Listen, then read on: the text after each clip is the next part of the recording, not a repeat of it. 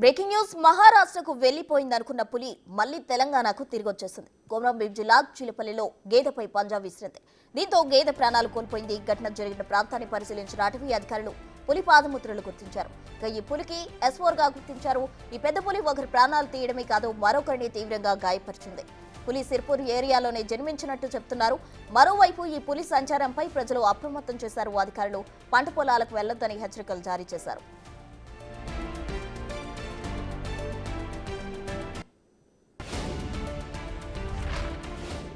ఎనిమిది రోజులుగా చిక్కకుండా దొరకకుండా ఫారెస్ట్ అధికారులకు చుక్కలు చూపిస్తోంది పెద్ద పులి. డ్రోన్లు ట్రాకింగ్ కెమెరాలకు కూడా చిక్కకుండా తిరుగుతుండటంతో అటవీ శాఖ అధికారులు తరలు పట్టుకుంటున్నారు. మరోవైపు పులి సంచారంతో అటవీ ప్రాంత ప్రజలు భయం గుప్పెట వణికిపోతున్నారు. ఏ సమయంలో ఎక్కడ తమపై పంజా విసురుతుందో తెలియని పరిస్థితిలో ప్రజలు భయాందోళనలో జీవనం సాగిస్తున్నారు.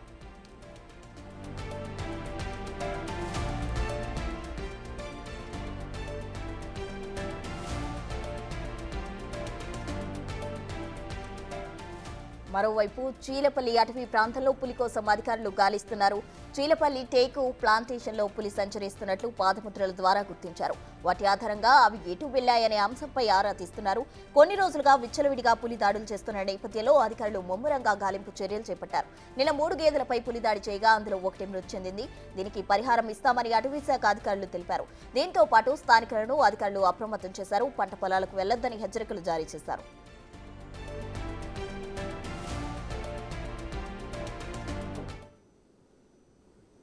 మహారాష్ట్రకు వెళ్లిపోయిందనుకున్న పెద్ద పులి తిరిగి తెలంగాణకు వచ్చేసింది. దీనికి సంబంధించి పూర్తి వివరాలు మా ప్రతినిధి అంజయ్య అందిస్తారు. అంజయ్య, చెప్పండి, అయితే అక్కడ సంచరిస్తున్న పులి సిర్పూర్లోనే జన్మించింది అంటున్నారు. స్థానిక ప్రజలు ఏమంటున్నారు?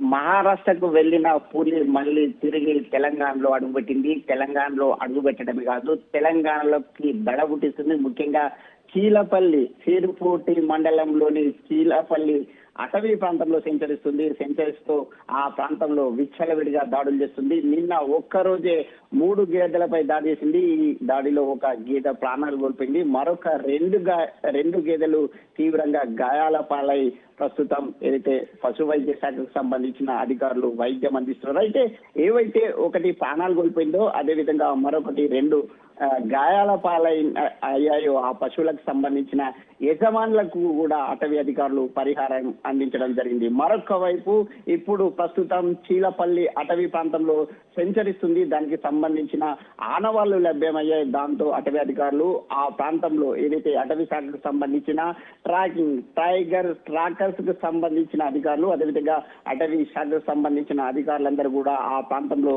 అన్వేషణ కొనసాగిస్తున్నారు. మనం చూస్తున్న విజువల్స్ లో కూడా కనిపిస్తున్నాయి. ముఖ్యంగా పులికి సంబంధించిన పాదముద్రలను గుర్తించారు. అదేవిధంగా ఆ ప్రాంతంలో పులి సంచరిస్తున్నట్లుగా నిర్ధారించడం జరిగింది. ముఖ్యంగా ఇది ఏదైతే సిర్పూటి ప్రాంతంలో సంచరిస్తున్న పులి, ఈ ప్రాంతంలో జన్మించిన పులి S4 గా నిర్ధారించడం జరిగింది. దానికి సంబంధించిన ఆనవాళ్లు కూడా లభ్యమయ్యాయని అటవీ అధికారులు చెప్తున్నారు. దాంతో ఇది ఏదైతే ఇప్పటికే ఒకరి ప్రాణాలు తీసింది, మరొకరిని తీవ్రంగా గాయపరిచింది. అదేవిధంగా విచ్చలవిడిగా ప్రతిరోజు కూడా పశువులపై దాడి చేస్తుంది, ప్రాణాలు తీస్తుంది.